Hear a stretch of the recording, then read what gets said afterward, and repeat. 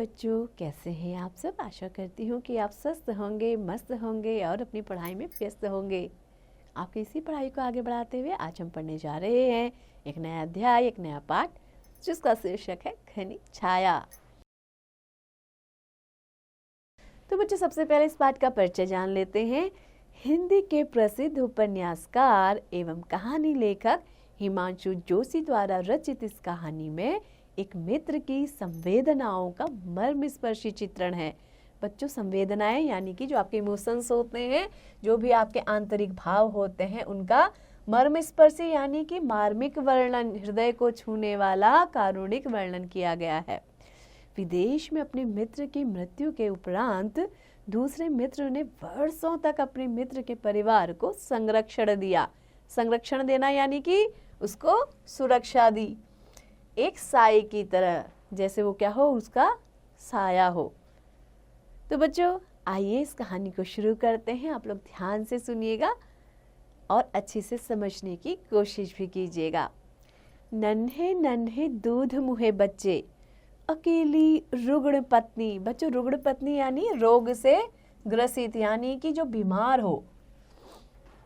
नाते रिश्ते का ऐसा कोई नहीं जो जरूरत पर काम आ सके। पति सुदूर अफ्रीका में, अस्पताल में बीमार, महीनों तक कोई पत्र नहीं।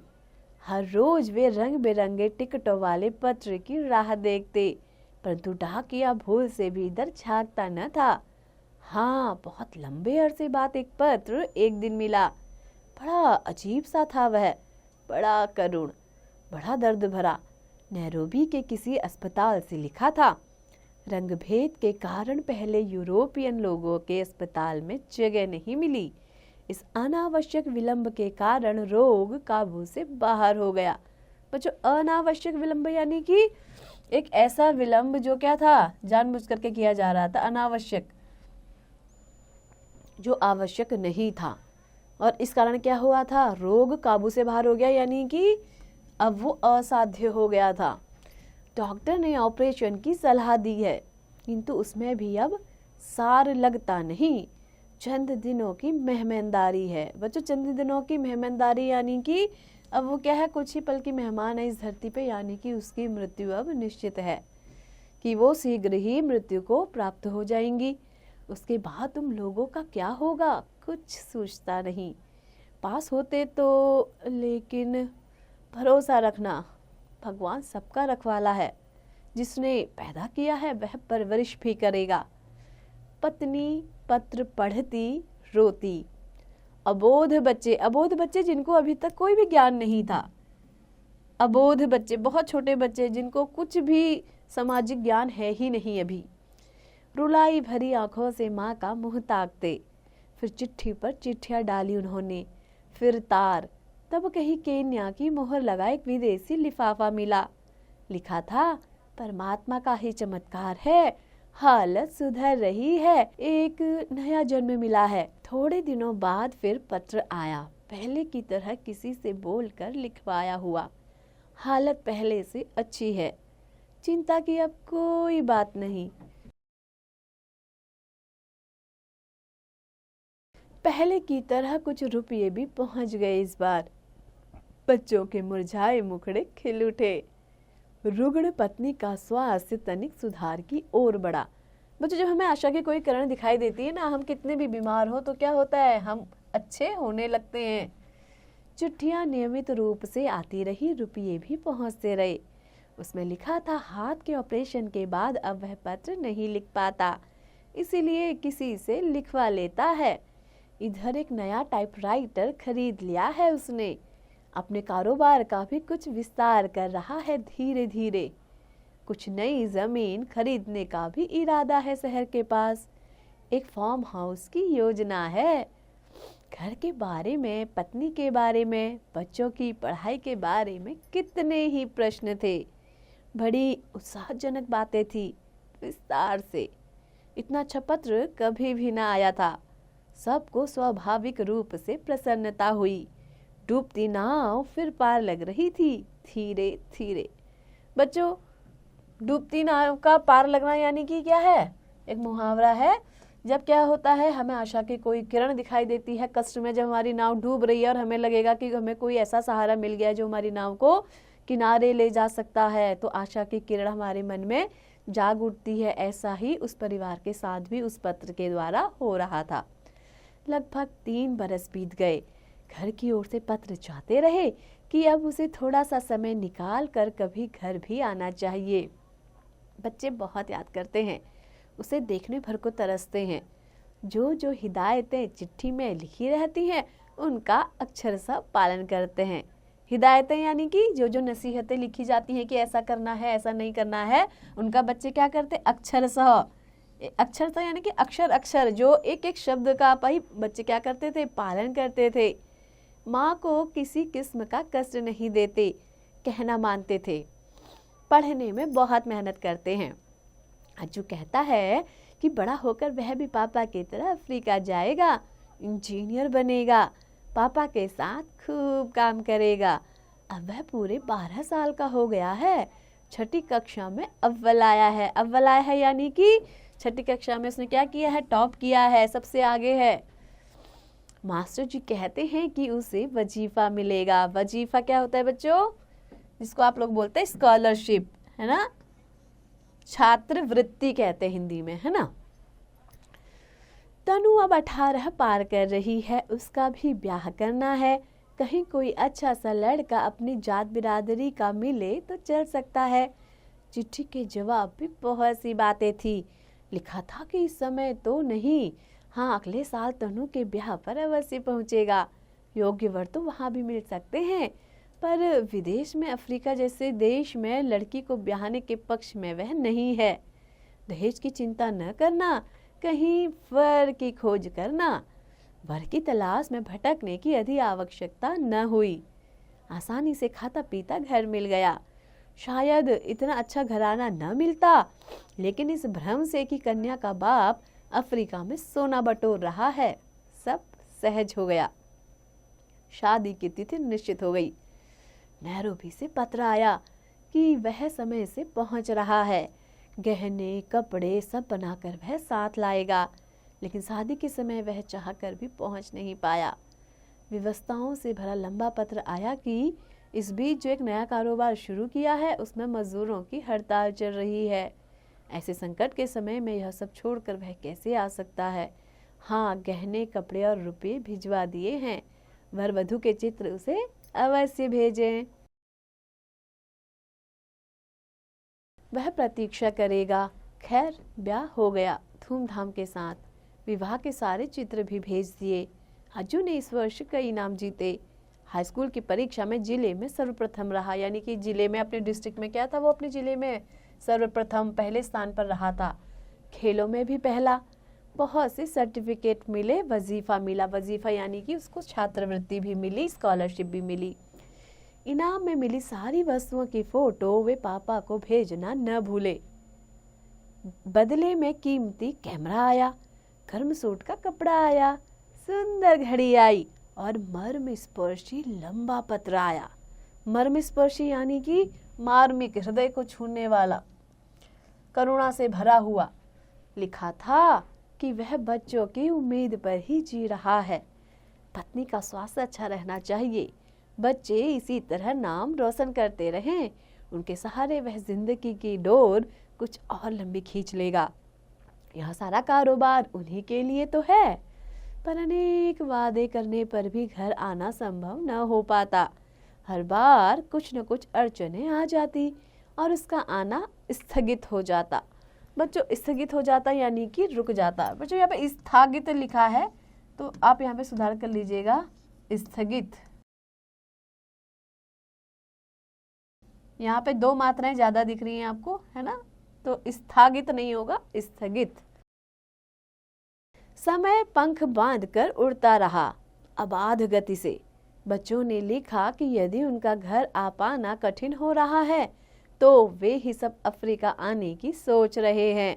कुछ वर्ष वहीं बिता लेंगे। उत्तर में केवल इतना ही था कि काम बहुत बढ़ गया है। नैरोबी, मोम्बासा के अलावा अन्य स्थानों पर भी उसे नियमित रूप से जाना पड़ता है। यहाँ विश्वास के आदमी मिलते नहीं। इसीलिए उसे स्वयं ही रहना पड़ता है। यहाँ की आबो हवा, बच्चों की पढ़ाई, अनेक प्रश्न थे। अज्जू जब तक अपनी पढ़ाई पूरी नहीं कर लेता तब तक कुछ नहीं हो सकता। समय निकाल कर कभी वह स्वयं घर आने का प्रयास करेगा। बच्चों की बहुत याद आती है, घर की बहुत याद आती है, लेकिन व्यवस्था के लिए क्या किया जाए। अंत में एक दिन वह भी आ पहुंचा जब अज्जू ने अपनी पढ़ाई पूरी कर ली। कहीं अच्छी नौकरी की तलाश शुरू हुई, पर पिता के अब भी घर आने की संभावना न दिखी, तो उसने लिखा, अम्मा बीमार रहती हैं, एक बार अंतिम बार देखना भर चाहती हैं।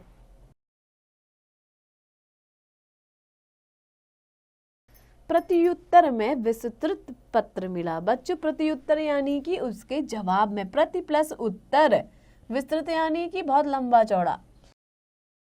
इलाज के लिए रुपये भी, परंतु इस बार अज्जू ने ही जाने का कार्यक्रम बना लिया। अकस्मात पहुंचकर पापा को चौंकाने की पूरी योजना। अकस्मात यानी कि अचानक से वो अफ्रीका पहुंचकर पापा को चौंकाना चाहता था, यानी कि पापा के लिए वो सरप्राइज प्लान कर रहा था। टिकट खरीद लिया, पासपोर्ट वीजा भी सब देखते देखते बन गया, और एक दिन दिल्ली से वह विमान से रवाना भी हो गया। उसके मन में एक गहरी उत्कंठा थी कि पापा उसे देखकर कितने चकित होंगे यानी कि पापा कितने हैरान होंगे।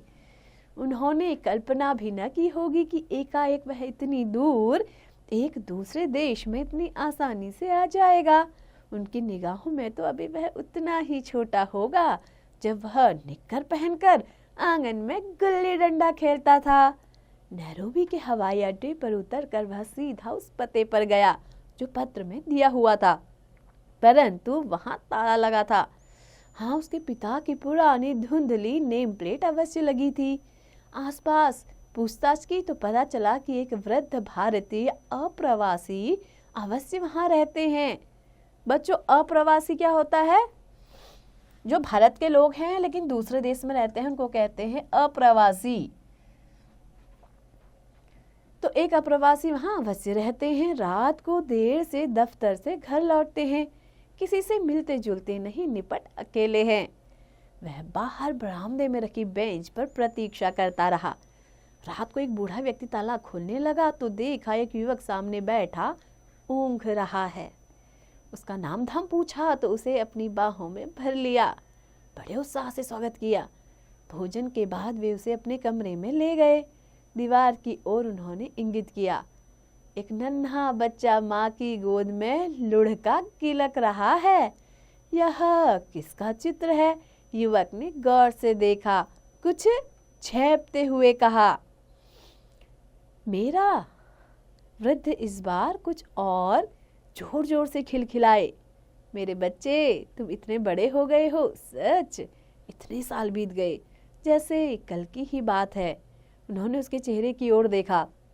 तुम शायद नहीं जानते, तुम्हारे पिता का मैं कितना जिगरी दोस्त हूँ। जिगरी दोस्त यानी कि जो हृदय से एक दूसरे को मित्र मानते हैं, जिगर से, उनको कहते हैं जिगरी दोस्त। कितने लंबे समय तक हम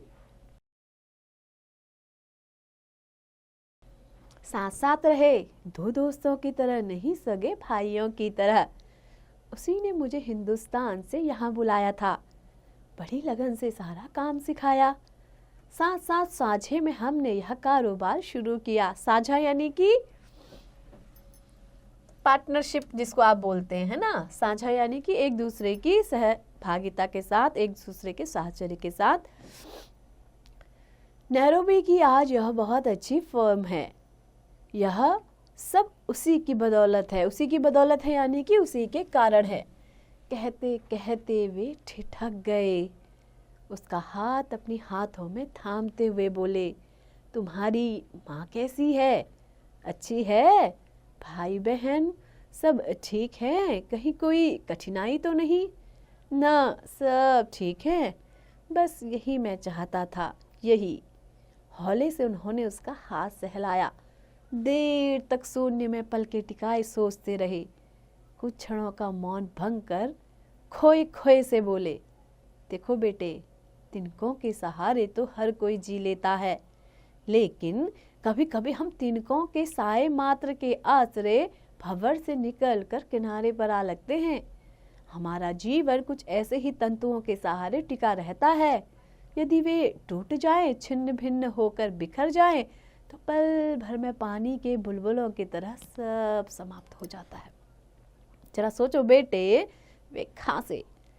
तुम्हारे पिता की मृत्यु आज से 15-20 साल पहले हो जाती तो क्या होता?